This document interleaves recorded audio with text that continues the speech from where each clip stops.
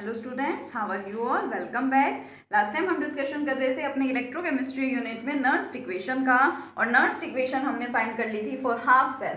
आज हम देखिए नर्स्ट इक्वेशन फाइंड करते हैं फॉर कंप्लीट सेल। अगर आपके पास एक फुल सेल है उसके लिए आप किस तरह से नर्स्ट इक्वेशन को फाइंड करेंगे। ठीक है, तो मैंने यहाँ पे एग्जाम्पल लिया है गैल्वेनिक सेल का, और हमारे गैल्वेनिक सेल की ओवरऑल इक्वेशन क्या होती है ये है। ठीक है, zinc plus copper dipositive gives zinc ions plus copper, ये मेरी मेन इक्वेशन है यहाँ पे। देखिए, अगर मैं इसके लिए नर्स्ट इक्वेशन लिखना चाहूँ तो I know Nernst equation very well, that is E cell is equal to E naught cell minus R T upon n F l n Q. Q का मतलब concentration of products upon concentration of reactants. So I have two products here and two reactants. तो मैंने क्या किया, मैंने इन दोनों की concentration लिख ली। ठीक है, और प्योर स्टेट की बात करते हैं तो प्योर फॉर्म में इन दोनों की कंसंट्रेशन क्या होगी, 1 होगी। तो मैं इन दोनों को क्या कर सकती हूँ, यहाँ से हटा सकती हूँ। तो मैं इसको क्या लिख दूंगी, concentration of zinc ions upon concentration of copper ions. It is my Nernst equation for this type of cell. ठीक है, अब इस इक्वेशन को मुझे प्रूव करना है, इसका डेरिवेशन करना है कि ये इक्वेशन आई कहाँ से। इक्वेशन तो नर्स ने बोला कि इस पर्टिकुलर टाइप ऑफ सेल के लिए इस टाइप की इक्वेशन है, it is our Nernst equation, but ये इक्वेशन आई कहाँ से है, इसका डेरिवेशन हमें यहाँ पे देखना है। ठीक है, और कल मैंने आपको लास्ट लेक्चर में क्या बताया था, मैंने आपको हाफ सेल के लिए जो फाइंड करने के लिए बोला था, मैंने एक सिंपल सा एग्जाम्पल लिया था इस टाइप का। ठीक है, और ये वाली जो हमारी इक्वेशन है it is in the form of reduction, reduction की फॉर्म में है।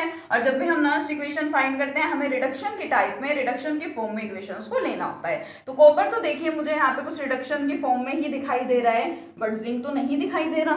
तो मुझे क्या करना है, मुझे जिंक वाली इक्वेशन को भी इसी टाइप से लिखना है, इसी टाइप में उसे कन्वर्ट करना है। तो देखिए मैं जिंक के लिए ऐसे लिख देती हूँ, Zn 2 positive plus 2 electrons gives zinc. आगे रिडक्शन के टर्म्स में similarly I can right here for copper also Cu2 positive plus 2 electrons gives copper. और इस टाइप की इक्वेशन के लिए मुझे अच्छे से नर्स्ट इक्वेशन को फाइंड करना आता है, आई नो वेरी वेल क्या है यहाँ पे।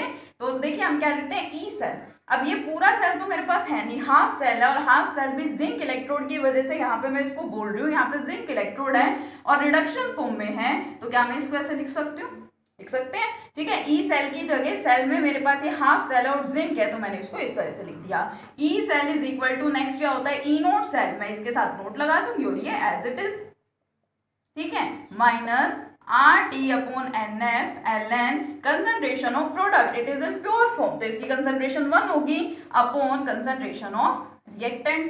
सिमिलरली कॉपर इक्वेशन के लिए भी हम क्या लिख सकते हैं, ई नोट, ई कॉपर है यहाँ पे तो Cu2 positive and Cu equal to E naught copper 2 positive copper minus R T upon n F l n concentration of products pure form में है, फिर दोबारा से 1 अपॉन कंसंट्रेशन ऑफ रिएक्टेंट्स। और देखिए हम यहाँ पे और क्या कर सकते हैं, सपोज यहाँ पे आपको नेगेटिव फॉर्म नहीं लेनी, या आप लोग को इस टर्म में अपॉन के टर्म्स में नहीं लेना चाह रहे हैं, तो मैं इसको थोड़ा सा चेंज भी कर सकती हूँ। देखिए मैं इसको क्या लिख सकती हूँ, और कहीं पे कोई चेंज नहीं है, सारी टर्म्स एज इट इज। मैं क्या करूंगी, मैं इस नेगेटिव को बना देती हूँ यहाँ पे पॉजिटिव, और जब मैंने माइनस को प्लस में कन्वर्ट कर दिया है तो मैं क्या लिख सकती हूँ, यहाँ पे जो टर्म मेरी डिनोमिनेटर में है वो कहाँ चली जाएगी, न्यूमरेटर में। तो मैं यहाँ पे क्या लिखूंगी, concentration of zinc ions. Similarly in case of copper, E copper के लिए equal to E naught, reduction form में है इसलिए मैं आयंस को पहले लिख रही हूँ, माइनस आर टी, प्लस कर दिया इसको, R T upon n F l n, और फिर न्यूमरेटर कहाँ चला गया, डिनोमिनेटर में जो कॉपर आयंस थे उसको मैंने कहाँ लिख दिया, न्यूमरेटर में। ठीक है, तो ये हो गया। अब देखिए मुझे कंप्लीट सेल के लिए अगर चाहिए तो मुझे ई सेल चाहिए। ठीक है, और अगर मैं इस सेल के लिए ई सेल फाइंड करना चाहूँ तो मैं क्या लिखूंगी, देखिए वहां पे E cell is equal to E cathode minus E anode, यही लिखूंगी क्योंकि अभी तक हमने यही फॉर्मूला फाइंड आउट कर रखा है ई सेल फाइंड करने के लिए, इलेक्ट्रोड पोटेंशियल फाइंड करने के लिए। यहाँ पे मेरे पास कैथोड कौन है, कॉपर है, और एनोड कौन है, जिंक है। तो मैं इसको ई सेल को कैसे लिख सकती हूँ, E cell will be equal to E of cathode यानी कि कॉपर का potential minus E of anode यानी कि जिंक का। और अगर मैं यहाँ पे इन इक्वेशंस के टर्म्स में लिखूं तो मैं ई सेल को क्या लिख सकती हूँ, E cell is equal to E this cathode, cathode कौन है यहाँ पे, कॉपर है, E cathode minus E anode. ठीक है, ऐसे ही लिखेंगे क्योंकि नर्स्ट इक्वेशन के अकॉर्डिंगली मुझे यहाँ पे ई सेल फाइंड करना है, तो E cell will be equal to E cathode minus E anode. ठीक है, अब देखिए ई Cu2 पॉजिटिव Cu इसकी वैल्यू मेरे पास यहाँ पे है, इसी तरह से ई जिंक वाले की वैल्यू मेरे पास यहाँ पे है, मैं दोनों की वैल्यूज को यहाँ पे पुट कर देती हूँ, तो क्या मिलेगा मेरे को यहाँ पे देखिए E cell equal to copper वाले को मैं एक ब्रैकेट में लिख रही हूँ, ठीक है, plus RT upon NF Ln concentration of copper ions minus zinc के लिए लिखूंगी इसी तरह से E nought zinc ions plus RT upon NF Ln and concentration of zinc ions. ठीक है, तो मैंने यहाँ पे क्या लिख दिया, मैंने इधर ई सेल को लिख दिया। अब देखिए अब क्या करेंगे हम इसमें, अब सबसे पहले ई सेल इक्वल टू क्या करते हैं, ई नोट वाली टर्म्स को एक साथ लिख लेते हैं, दोनों टर्म्स ई नोट वाली है एक साथ लिख लो, क्या मिलेगा यहाँ पे E nought Cu2 positive Cu minus है यहाँ पे तो minus E nought zinc ions, zinc दोनों को डाल दो एक ब्रैकेट में, जो टर्म्स बच गई अब उनको लिखो, plus RT upon NF Ln concentration of copper ions, ये टर्म हो गई। नेक्स्ट माइनस, इसको मैं लिख चुकी पहले ही, minus plus minus RT upon NF Ln concentration of zinc ions. ठीक है, हो गया यहाँ तक। अब देखिए अब हम इसके अंदर और क्या मॉडिफिकेशन करा सकते हैं, अगर मैंने ई सेल को लिखा था ई कॉपर आयंस माइनस ई जिंक आयंस, तो उसी तरह से मैं इस टर्म को क्या लिख सकती हूँ, स्टैंडर्ड फॉर्म में है तो मैं इसको क्या लिख सकती हूँ, ई नोट सेल लिख सकती हूँ, प्लस RT अपॉन NF, दोनों टर्म्स में क्या है कॉमन है तो मैं इसको भी बाहर रख सकती हूँ, RT अपॉन NF क्या होगा ये कॉमन। ठीक है, अब कॉमन आ गया, बाकी जो बचा उसको लिख दीजिए Ln copper ions minus Ln zinc ions. ठीक है, और क्या आपको यहाँ पे एक फॉर्मूला दिखाई दे रहा है, यहाँ आपको फॉर्मूला दिख रहा है ना, it is log a minus log b and log a minus log b is equal to क्या फॉर्मूला होता है, log a by b। Formula हम पढ़ चुके हैं पहले, log a minus log b is equal to log ln के terms में है log a बाय b। ठीक है, तो ये मेरी क्या की नर्स्ट इक्वेशन, यहाँ जो मैंने इक्वेशन लिख रखी है वो क्या है, यहाँ पे नेगेटिव फॉर्म में है, जो मैंने इसको डायरेक्टली देख करके लिखा था, तो मैं अगर इसको वापस नेगेटिव फॉर्म में कन्वर्ट करना चाहूँ तो मैं क्या लिख सकती हूँ, E cell equal to E naught cell minus RT upon NF Ln, और अगर फिर मैं पॉजिटिव की जगह यहाँ पे नेगेटिव कर रही हूँ तो डिनोमिनेटर न्यूमरेटर में जाएगा और न्यूमरेटर कहाँ जाएगा, डिनोमिनेटर में, तो इसको क्या लिख दूँ, zinc ions upon concentration of copper ions. It is our Nernst equation जो मैंने यहाँ लिखी थी, तो ये क्या होगी हमारी इक्वेशन डिराइव होगी। ठीक है, जो भी आपको इक्वेशन गिवन हो आप उसको क्या करेंगे, आप उसे रिडक्शन की फॉर्म में लिखेंगे, और इस तरह से रिडक्शन की फॉर्म में लिखने के बाद हाफ सेल के लिए आप अपनी इक्वेशन लगा देंगे और जस्ट आपको उसको सोल्व करते जाना है, आपको यहाँ पे कंप्लीट रिजल्ट मिल जाएगा। तो जब हम न्यूमेरिकल्स करेंगे, कल हमने जिस टाइप का न्यूमेरिकल किया था वो था हाफ सेल के लिए, अब हम नेक्स्ट न्यूमेरिकल देखते हैं फुल सेल के लिए, हम देख लेते हैं। ठीक है, तो मैं आपको एक एग्जांपल कराती हूँ इसी टाइप का फॉर फुल सेल। ठीक है, आपके पास न्यूमेरिकल क्या है कि आपको ई सेल फाइंड करना है, calculate the value of E cell. ठीक है, क्या करना है आपको, ई सेल फाइंड करना है एट 298 केल्विन, 298 केल्विन पे आपको ई सेल फाइंड करना है, और यहाँ पे आपकी कंडीशंस क्या है, क्या इक्वेशन आपको दे रखी है, आपको गिवन है 2 chromium plus 3 Fe positive 0.1 molar gas twice Cr3 positive 0.01 molar plus 3 Fe, और साथ में यहाँ पे आपको दे रखा है E note for chromium, chromium के लिए आपको यहाँ पे गिवन है, ठीक है, रिडक्शन पोटेंशियल आपको गिवन है नेगेटिव 0.74, और आयरन के लिए इसके लिए भी रिडक्शन पोटेंशियल ही आपको गिवन है।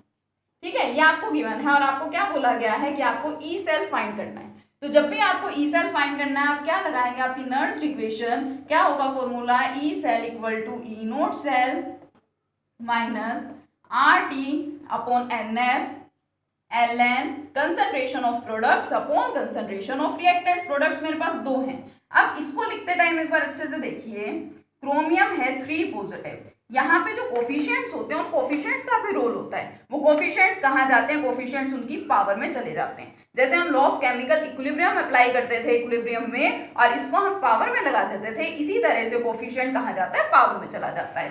सेकंड कौन है, आयरन, ठीक है, सेम पावर में, upon concentration of reactants, reactant कौन है, क्रोमियम, जो कोफिशिएंट है वो गया पावर में, और इसी तरह से ही।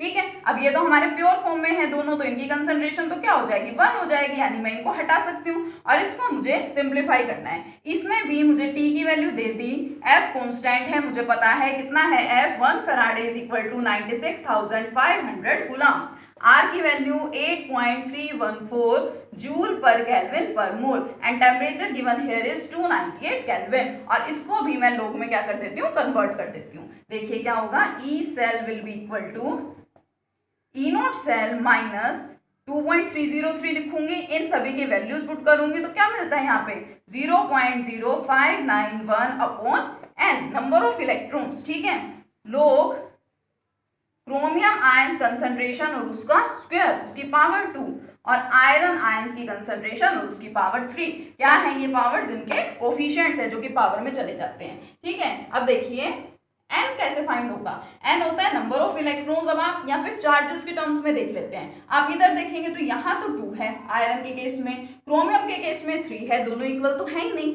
बट देखिए इनको इक्वल बनाने के लिए ही इनको बैलेंस कर रखा है, और बैलेंस करने की वजह से ही ये कोफिशिएंट्स आए थे। जब आपको इस फॉर्म में कुछ गिवन हो तो आपको क्या करना होता है, आपको इन दोनों को आपस में मल्टीप्लाई कर देना होता है। ठीक है, कि एक आयरन के ऊपर चार्ज है 2 पॉजिटिव, 3 के ऊपर कितना हो जाएगा, 3 2 जा 6, मल्टीप्लाई हो जाएगा।